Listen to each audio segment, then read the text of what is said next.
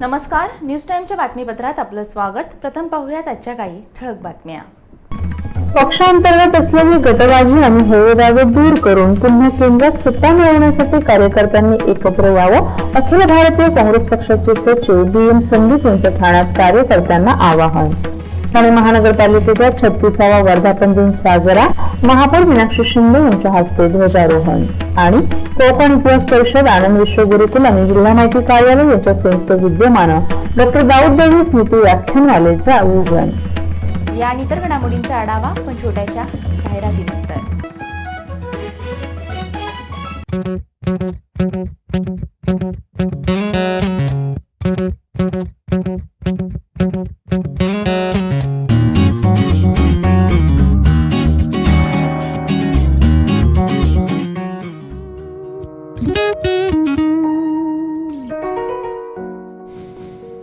उफ, ये सिर दर्द। सर आप कुछ लेते क्यों नहीं? कौन सी दवा लूं?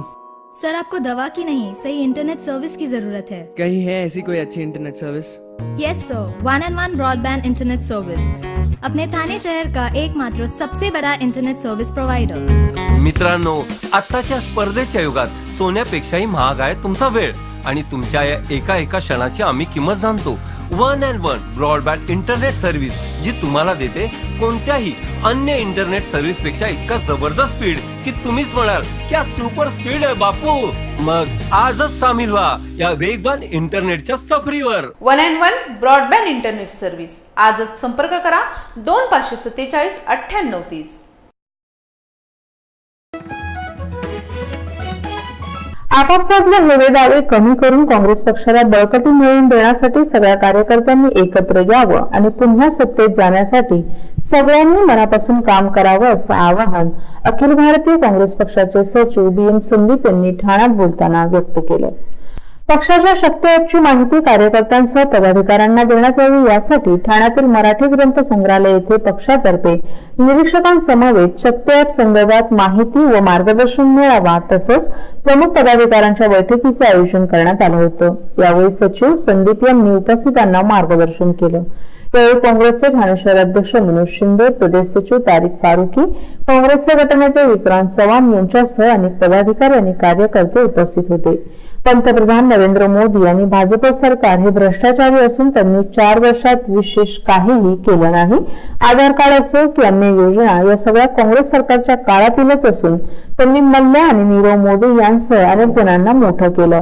राफेल घोटाळा हा देखील त्याचेच एक उदाहरण असून नागरिकांनी सरकारच्या भूलथापांना बळी पडू नये असं आवाहन त्यांनी केलं. परंतु असं करत असताना पक्षांतर्गत गटबाजी, दुफळी आणि हेवेदावे असता कामा नयेत. कार्यकर्त्यांनी आणि पदाधिकाऱ्यांनी एकत्रितपणे काम करणं खूप गरजेचं आहे. आता काही काळातच निवडणुका जाहीर होतील, त्यावेळी एक दिलाने काम करून पुन्हा सत्तेत जाण्यासाठी सगळ्यांच्या सहकार्याची आवश्यकता आहे. सगळ्यांनी याचा निश्चितच विचार करा, सकारात्मक दृष्टिकोन ठेवून कामाला लागा असंही त्यांनी सांगितलं. यावेळी पक्ष निरीक्षक राजेश शर्मा, राजन भोसले आदींनी देखील उपस्थितांना मार्गदर्शन केलं. याच बैठकीच्या निमित्तानं पक्षाच्या शक्ती ॲप संदर्भात कार्यकर्त्यांना माहिती देखील देण्यात आली. त्याद्वारे कार्यकर्त्यांनी नागरिकांपर्यंत पोहोचावं आणि त्यांना पक्षानं देशाच्या उभारण्यासाठी दिलेल्या योगदानाची माहिती द्यावी, तसंच त्यांना काँग्रेसला मतदान का द्यावं याचंही आवाहन करावं असं सांगण्यात आलं.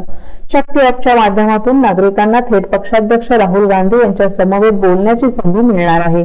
गांधी हे नागरिकांशी बोलतील, त्यांच्या समस्या, अपेक्षा जाणून घेतील आणि ते बदल घडवून आणण्यासाठी प्रयत्न करतील. त्यासाठी जास्तीत जास्त संख्येनं सर्वसामान्यांसह पक्षाच्या कार्यकर्त्यांनी शक्ती ॲप डाउनलोड करून घ्यावं असंही सांगण्यात आलं. ठाणे महानगरपालिकेचा 36वा वर्धापन दिन आज महापालिका मुख्यालयात साजरा करण्यात आला. या निमित्तानं महापालिका मुख्यालयात महापौर मीनाक्षी शिंदे यांच्या हस्ते ध्वजारोहण करण्यात आलं. यावेळी महापालिकेतील विविध विभागांचे अधिकारी आणि कर्मचारी उपस्थित होते. यावेळी महापौरांच्या हस्ते ध्वजारोहण झाल्यानंतर ध्वजाला मानवंदना देण्यात आली. तसंच ठाणे महापालिका अग्निशमन दल आणि सुरक्षा दलानं पथसंचलन करून बँडच्या तालावर सारे जहां से अच्छा हे गीत वाजवून महापौरांना मानवंदना दिली. तसेच या निमित्तानं महापालिका भवन येथील नैवेंद्रवया सभागृह येथे छत्रपती शिवाजी महाराज आणि राष्ट्रपिता महात्मा गांधी यांच्या प्रतिमांना पुष्पहार अर्पण करून अभिवादन करण्यात आलं. तसेच वर्धापन दिनाचं औचित्य साधून संध्याकाळी विविध क्षेत्रात उत्कृष्ट कार्य केलेल्या नागरिकांना ठाणे भूषण, ठाणे गौरव आणि ठाणे गुणीजन या पुरस्कारानं सन्मानित करण्यात आलं. सार्वजनिक बांधकाम मंत्री एकनाथ शिंदे आणि महापौर मीनाक्षी शिंदे यांच्या हस्ते ठाणे महापालिका गणेशोत्सव आरा स्पर्धेत विजयी ठरलेल्या गणेशोत्सव मंडळांना पारितोषिकांचं वितरणही करण्यात येणार आहे. जुने ठाणे नवे ठाणे प्रकल्पात साकारण्यात आलेल्या खेळण्यांच्या प्रतिकृतीसाठी 16 कोटी 35 लाख रुपयांची उधळपट्टी करण्यात आली असून या उधळपट्टी विरोधात मुंबई उच्च न्यायालयात रिट याचिका दाखल करण्यात आली आहे.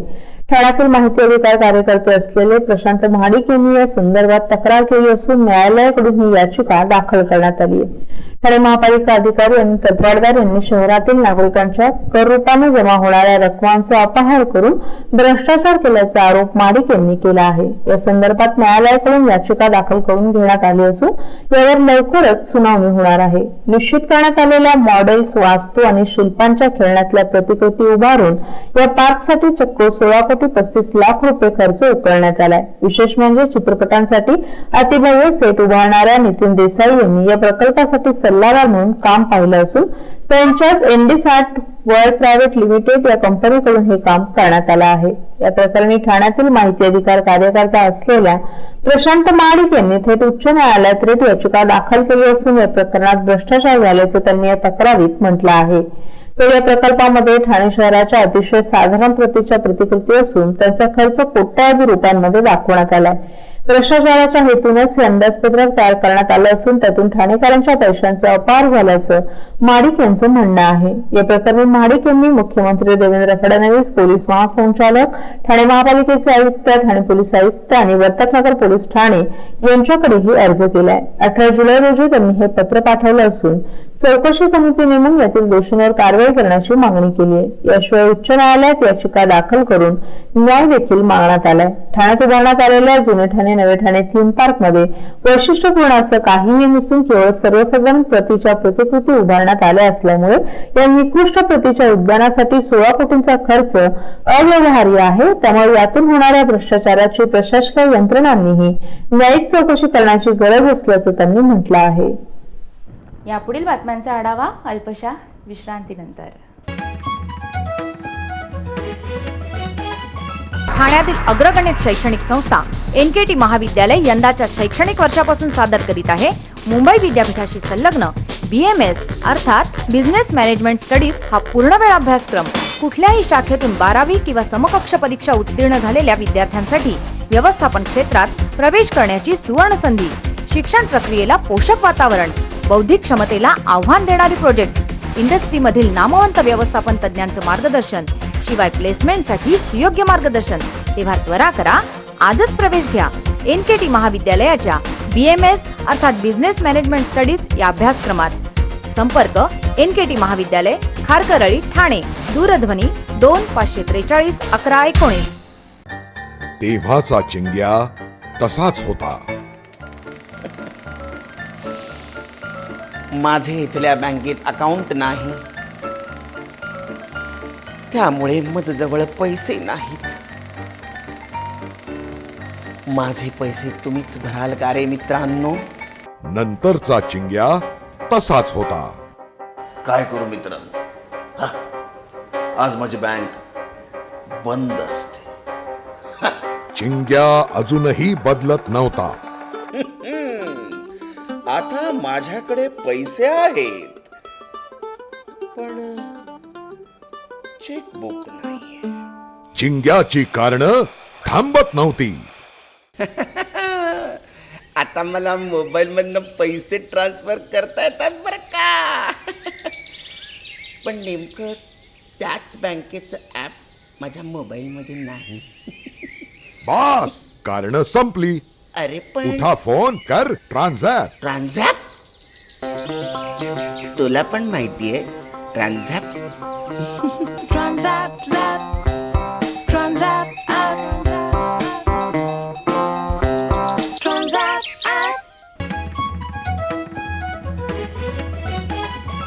कोकण इतिहास परिषद, आनंद विश्व गुरुकुल, ज्येष्ठ रात्र महाविद्यालय आणि जिल्हा माहिती कार्यालय यांच्या संयुक्त विद्यमानं डॉक्टर दाऊदबाई स्मृती व्याख्यानमालेचे आयोजन करण्यात आलं होतं. या व्याख्यानमालेचं उद्घाटन ठाणे जिल्हाधिकारी राजेश नार्वेकर यांच्या हस्ते करण्यात आलं. ही व्याख्यानमाला महाविद्यालयाच्या सभागृहात पार पडली. यावेळी जिल्हाधिकारी नार्वेकर यांनी विद्यार्थ्यांना मार्गदर्शन केलं.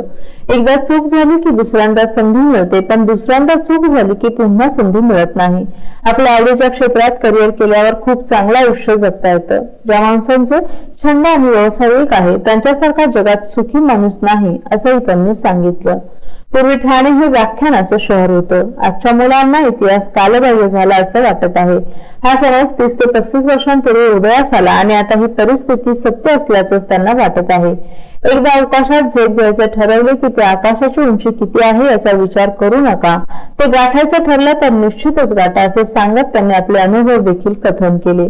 इतिहास आणि मराठी हे दोन्ही विषय आपल्या आवडीचे होते. जेव्हा या विषयांकडे वळलो तेव्हा ध्यास निर्माण झाला आणि 12 ते 14 तास या विषयांचा अभ्यास आपण करू लागलो होतो. त्यानंतर इतिहासात MA करायचं ठरवलं. याच विषयात PhD करण्यासाठी केंद्र सरकारची फेलोशिप देखील मिळाली. डॉक्टर आणि इंजिनियर ही क्षेत्र करिअर नसून जर आवड असेल तर सामाजिक शास्त्रातील विषयाला तेवढीच गती मिळते. दुर्दैवाने PhD करण्याची आपली इच्छा अपूर्ण राहिली, परंतु ठाण्यात आल्यानंतर ही इच्छा पूर्ण करायला हरकत नाही. इतिहास आणि मराठी वाङ्मय हे विषय घेऊन जो प्रवास सुरू झाला तो विद्यार्थी या पदावरून जिल्हाधिकारी या पदावर येईपर्यंत 30 वर्ष लागली असंही त्यांनी सांगितलं.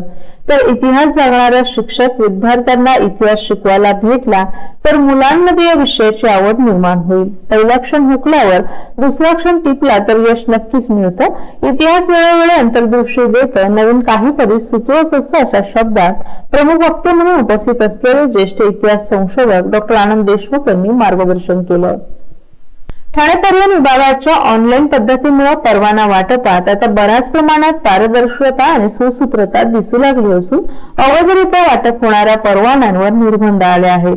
ठाणे RTO विभागाअंतर्गत ठाणे, कल्याण, नवी मुंबई, वसई हे उपविभाग कार्यरत आहेत. या विभागाअंतर्गत वर्षभरात जवळपास 50 ते 52 हजारांच्या आसपास विविध प्रकारच्या वाहनांचे परवाने वाटप होतात. मात्र 2016-17 मध्ये ऑनलाईन पद्धत सुरू झाली असल्यामुळे परवान्यांसाठी अर्ज घेण्यापासून त्याची फी देखील ऑनलाईन पद्धतीने भरता येत आहे. त्यामुळे अर्जदारांना आता RTO कार्यालयात इतर परवान्यांसाठी मारावे लागणारे हेलपाटे हे मारणं बंद झाले. तसंच दलालांना पैसे देऊन ही करून घ्यावी लागत होती तेही बंद झाले. त्यातच परवान्यांसाठी अर्ज करणाऱ्या 50% अर्जदार शिकाऊ अनुभक्ती लायसन्स देताना गटांगळा खातानाही दिसून येतात. त्यामुळे गेल्या 2 वर्षात परवाना वाटप होण्याचं प्रमाण जवळपास 50% कमी झाले. ठाणे परिवहन विभागाने 2012 या सालातील 1 जानेवारी ते 31 डिसेंबर दरम्यान 56,003 परवान्यांचं वाटप केलं. तर 2013 मध्ये 52,136, 2014 मध्ये 48,639, 2015 मध्ये 52,071, तसेच 2016 वर्षभरात 58,456 परवान्यांचं वाटप झालं. मात्र ऑनलाईन पद्धत सुरू झाल्यापासून हे प्रमाण घटण्यास सुरुवात झाली आहे. 2017 या वर्षभरात अवघे 41,285 परवान्यांचं वाटप झाले. यावेळी परवान्यांसाठी जवळपास 88,212 जणांनी अर्ज केले होते.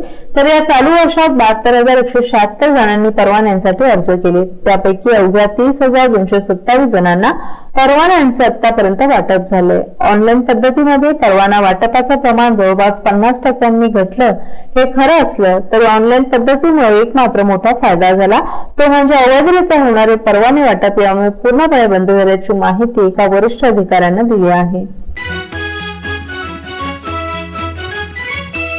पाऊस पाऊस पाऊस पावसात भिजण्याची सगळ्यांनाच हौस, पण ही हौस जर का तुम्हाला पूर्ण करायची असेल तर तुम्ही सुदृढ आणि निरोगी असणं गरजेचं आहे. त्यासाठी पावसाळ्यात काळजी घ्या आणि पाणी उकळून प्या.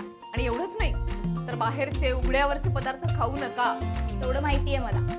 आणि घराच्या आजूबाजूला किंवा घरातील कुंड्यांच्या खालील प्लेट्समध्ये पाणी साचू देऊ नका. आपल्या घरात डास होणार नाही त्याची काळजी घ्या. ही सगळी काळजी घेतल्यास तुम्हाला डेंग्यू, मलेरिया, कॉलरा यासारखे आजार अजिबात होणार नाहीत.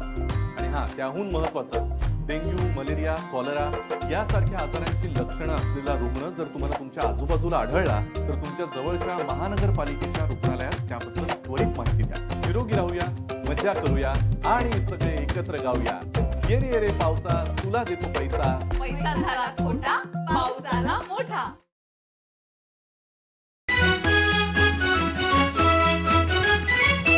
आजच्या काही ठळक घडामोडी शेवटी पुन्हा एकदा. पक्षांतर्गत असलेली गटबाजी आणि हेवेदावे दूर करून पुन्हा केंद्रात सत्ता मिळवण्यासाठी कार्यकर्त्यांनी एकत्र यावं, अखिल भारतीय काँग्रेस पक्षाचे सचिव BM संदीप यांचं ठाण्यात कार्यकर्त्यांना आवाहन.